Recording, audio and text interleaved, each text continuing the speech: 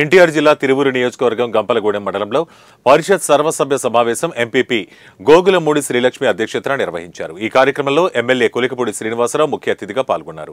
ఈ సమావేశానికి తహసీల్దార్ రాకపోవడంతో ఎమ్మెల్యే ఆగ్రహం వ్యక్తం చేశారు.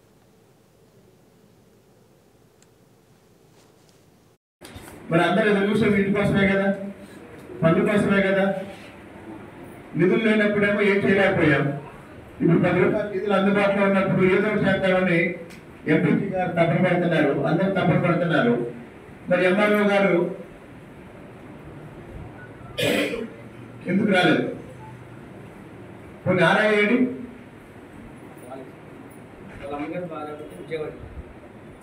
మా అమ్మకి బాగాలేదండి.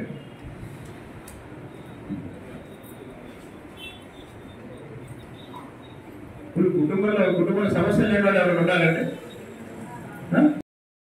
చాలా రోడ్లకి ప్రపోజల్స్ పెట్టారు.